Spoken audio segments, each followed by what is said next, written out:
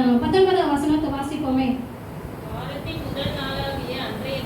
வாரத்தின் முதல் நாளாகிய அன்றைய தினம் சாயங்கால வேளையிலே சீஷர்கள் கூடியிருந்த இடத்தில் யூதர்களுக்கு பயந்ததினால் கதவுகள் பூட்டியிருக்கையில் இயேசு வந்து நடுவே நின்று உங்களுக்கு சமாதானம் என்றார். பாருங்க, ஆண்டவர் வந்து மரியாளுக்கு தரிசனமான இடம் அதிகாலையில, ஆனா சீஷர்களுக்கு தரிசனமாகிற இடம் சாயங்கால வேளையில. அப்போ பகல் முழுவதும் கூட ஆண்டவர் சீஷர்களை தேடி வரவே இல்லை. ஈவினிங் டைம் தான் ஆண்டவர் தேடி வராரு. எப்படிப்பட்ட ஒரு சூழ்நிலையா, யூதர்களுக்கு பயந்ததினால கதவுகள் பூட்டி இருக்கிறார்கள்.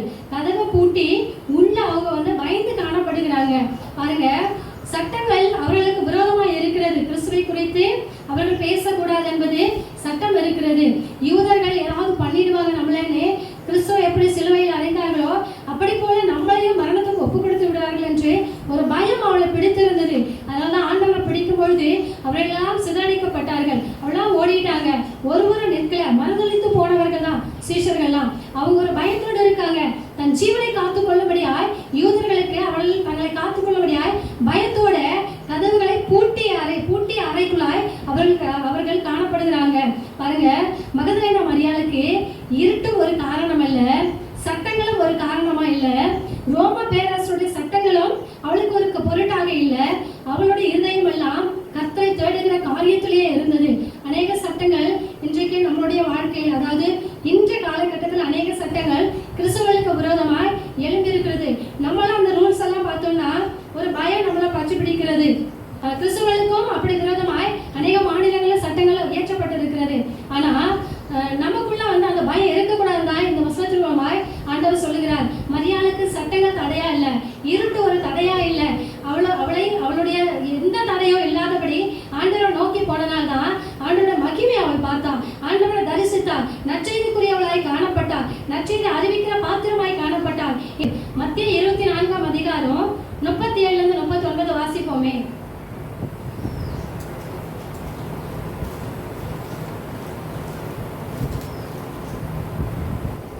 நோவாவின் காலத்தில் எப்படி நடந்ததோ அப்படியே மனுஷகுமாரன் வரும் காலத்திலும் நடக்கும். எப்படியெனில் ஜலப்பிரளயத்துக்கு முன்னான காலத்திலே நோவா பேழைக்குள் பிரவேசிக்கும் நாள் வரைக்கும் ஜனங்கள் புசித்தும் குடித்தும் பெண் கொண்டும் பெண் கொடுத்தும் ஜலப்பிரளயம் வந்து அனைவரையும் வாரிக்கொண்டு போக மட்டும் உணராதிருந்தார்கள். அப்படியே மனுஷகுமாரன் வரும் காலத்திலும் நடக்கும் என்று ஆண்டவர் நமக்கு தெளிவாக எழுதி கொடுத்திருக்கிறார். நோவாவின் காலத்தில் 100 வருடம் ஆச்சு அந்த பேழையை உருவாக்குவதற்கு. அவனுடைய 500வது வருடத்திலிருந்து 600வது வருடம் வரைக்கும் ஒரு குடும்பம் கர்த்தருடைய வார்த்தைக்கு கீழ்ப்படிந்து ஒரு பேழையை உருவாக்கினது. சகல காட்டு மிருகங்களும் ஜோடி ஜோடியா அந்த பேழைக்குள் பிரவேசிக்கலனா அது எப்படிப்பட்ட பேழையா இருந்திருக்கும், எவ்வளவு பெரிய பேழையா இருந்திருக்கும் யோசிச்சு பாருங்க. சகல மிருகங்களும் அதுக்குள்ளாய் பிரவேசிக்கிற அவ்வளவு ஒரு பெரிய பேழைய 100 வருஷமா ஒரு குடும்பம் அதை செய்தது. அப்போ அந்த 100 வருஷ கால இடைவெளியில எல்லா மனுஷனும் கேட்டிருப்பான், இது என்னது இவ்வளவு பெருசா செய்றீங்களே? கண்டிப்பா ஒரு கேள்வி கேட்டிருப்பான். எல்லாருக்கும் நோவா நற்செய்தி அறிவித்திருப்பான். மழை வரப்போகிறது, ஜலப்பிரளயம் வரப்போகிறது, ஆண்டவர் உலகத்தை அழிக்க போகிறார், பாவங்களை விட்டு மனம் திரும்புங்கன்னே ஆண்டவருக்காக அவன் நற்செய்தி அறிவித்துக் கொண்டிருந்திருப்பான். அந்த பேழையை பார்க்கிற ஒவ்வொருவருக்கும், அதை விசாரிக்கிற ஒவ்வொருவருக்கும், அந்த இடத்துல வருகிற ஒவ்வொருவருக்கும் நோவா அந்த 100 வருட காலத்துல நற்செய்தியை அறிவிக்கிற மனுஷனாய் காணப்பட்டான். ஒருவரும் மனம் திரும்பல. வசனம் சொல்லி இருக்கிறது, பெண் கொண்டும் பெண் கொடுத்தும் இருக்கிறார்கள், புசித்தும் குடித்தும் இருக்கிறார்கள். ஜலப்பிரளயம் வந்து அனைவரையும் வாரிக்கொண்டு போக மட்டும் அவர்கள் எப்படி இருந்தார்களாம்? உணராதிருந்தார்கள் என்று வேதம் சொல்லி இருக்கிறது. இந்த சூழ்நிலை தான் என்னைக்கும் மனுஷகுமாரன் வருகிற காலத்துல இது அப்படித்தான் நடக்கும் என்பது ஆண்டவர் எழுதி வைத்துதான். சட்டங்கள் அநேகம் இயற்றப்படலாம், காரியங்கள் நமக்கு விரோதமாய் ஆயுதங்கள் உருவாக்கப்படலாம். ஒரு கூட்டம் எழுந்திருக்கிறது, கிறிஸ்தவனை அழித்தே தீர்வேன்னு ஒரு கூட்டம் எழுந்திருக்கிறது. நம்மளுடைய ஜெபம் போதுங்க. ஆண்டவர் அதைத்தான் நம்ம இடத்துல எதிர்பார்க்கிறார். திறப்பில நிற்கவும், சுவரை ஒரு மனுஷனை நான் தேடுறேன்னு ஆண்டவர் பாருங்க, ஒரு கூட்டத்தை கிடையாது, ஒரு சபை கிடையாது, ஒரு குடும்பத்தை கிடையாது, ஒரு மனுஷனை நான் தேடுறேன். இந்த உலகத்தில் அப்படிப்பட்ட ஒரு மனுஷனை இன்றைக்கு ஆண்டவர் தேடிக்கொண்டிருக்கிறார். ஏற்றப்பட்ட சட்டங்கள் பொய்த்து போக ஆண்டவரால கூடும். 3 நாள் உபவாச ஜெபம் அன்றைக்கு யூதர்களுக்கு விரோதமாக ஏற்றப்பட்ட சட்டத்தை உடைத்தது. எஸ்தருக்கு அது உதவியா இருந்தது.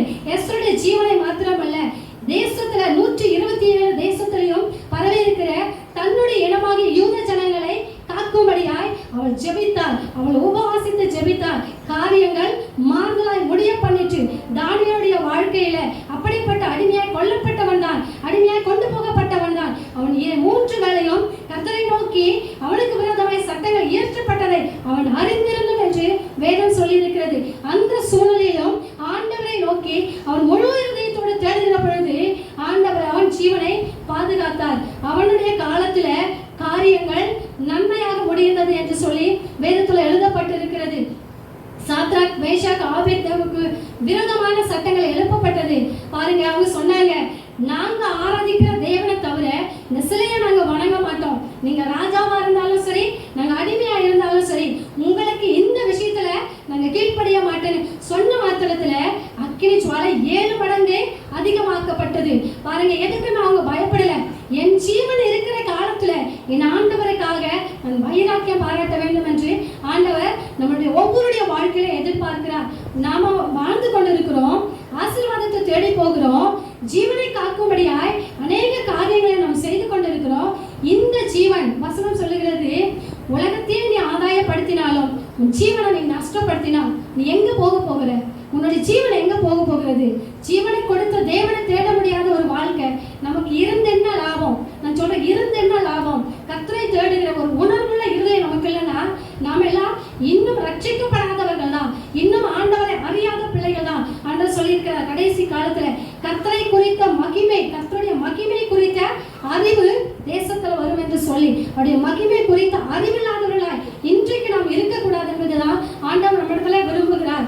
அன்றைக்கு சாத்ராக், மேஷாக், ஆபேத்நேகோ அவர்கள் அறிக்கையிட்டு சொல்றாங்க, என் தேவனைகளை தப்புவிக்க வல்லவர், ராஜாவாகிய உம்முடைய கைக்கு என் தேவனைகளை தப்புவிக்க வல்லவர், அவர் தப்புவிக்காமல் போனாலும் உங்களை நான் ஆராதிக்க மாட்டேன், இந்த பொருசிலியை நான் வணங்க மாட்டேன்னு வைராக்கியம் நின்னுனாங்க.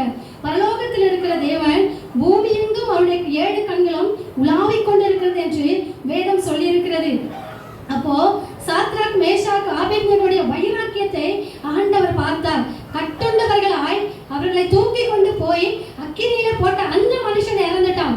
அவ்வளவு பெரிய பலசாலி மிக்கவன், அவன் தூக்கி கொண்டு போகிறான்னா அவனுக்கு ஒரு பலன் இருக்கும், அவனுக்கு ஒரு அவனுடைய பலன் மிகுதியா இருந்திருக்கும். ஒரு மனுஷனை கட்டி தூக்கி போறானா, அப்போ அந்த பலன் மிக்கவன் கூட அக்கினிக்கு பக்கத்துல போன உடனே மரித்து போனதாக வேதம் சொல்லி இருக்கிறது. கட்டுண்டவர்களாய் அக்கினியில போடப்பட்ட அவர்கள் விடுதலையாக்கப்பட்டு விடுதலையாய் ஆண்டவரோடு கூட அவள் அக்கினி ஜுவாலையில உலாவினார்கள். அவங்க எழும்பல, அமர்ந்திருக்கல, படுத்து கிடக்கல, அவர்கள் விடுதலையாக்கப்பட்டவர்களாய் அக்கினியில உலாவினார்கள். சிங்காசனத்துல வீற்றிருக்கிற ராஜா இறங்கி வந்தான். அவளை கண்ட உடனே அவள் இறங்கி வந்தான். நீங்க ஆராதிக்கிற தேவன் தான் உண்மையுள்ள கர்த்தர் என்று சொல்லி அவன் அப்பொழுது எழுதிவிட்டான், தேசத்துக்கு அறிவித்தான், அவன் சட்டங்களை மாற்றினான். பாருங்க, அவர்களுடைய வைராக்கியம் அந்த தேசத்தின் சட்டத்தை மாற்றி அமைக்கப்பட்டது. இவர்தான் ஜீவனுள்ள தேவன் என்பதை இந்த தேசம் அறியத்தக்கதாய் ராஜா சட்டங்களை இயற்றினான். நமக்குள்ள இருக்கிற அப்படிப்பட்ட ஒரு வைராக்கியத்தை தான் ஆண்டவர் விரும்புகிறார். அப்படிப்பட்ட ஒரு வைராக்கியம் நமக்குள்ள இருக்குமானா சட்டங்கள் ஒரு காரியமாகவே இல்லை. சட்டத்தின் நிமித்தம் ஒருவேளை நாம் மறிக்கவும் சூழ்நிலைகள் ஏற்படலாம். கர்த்தர் கொடுத்த ஜீவன், அன்றைக்கு யோபு அப்படிதான் சொல்றார், கர்த்தர் கொடுத்தார், கர்த்தர் எடுத்தார், கர்த்தருடைய நாமத்துக்கு ஸ்தோத்திரம் என்று சொல்லி அறிக்கையிட்டான். ஆண்டவர் அதை பார்த்தார், இரட்டிப்பான நன்மையை கொடுத்தார். கர்த்தர் கொடுத்த ஜீவன் நம்ம என்னதான் பிரயாசப்பட்டாலும் 1000 வருஷம் நம்மளால உயிரோட வாழ முடியாது.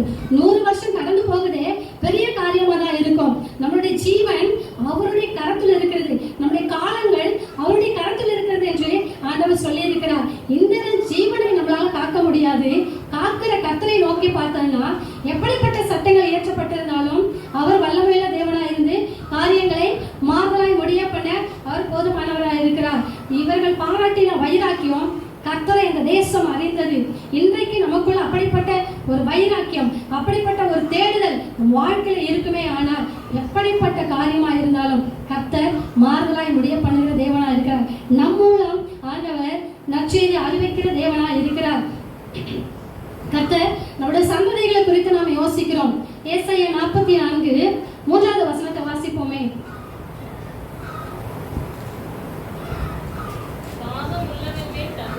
தாகம் உள்ளவன் மேல் தண்ணீரையும்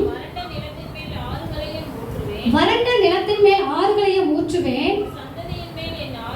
உன் சந்ததியின் மீது என் ஆவியையும் என் சந்தானத்தின் மீது என் ஆசீர்வாதத்தையும் ஊற்றுவேன் என்று ஆண்டவர் வாக்கு பண்ணியிருக்கிறார். இன்றைக்கு அநேகர் பிள்ளைகளை குறித்து பெற்றோர்கள் பாரப்பட்டு கொண்டிருக்கிறோம்.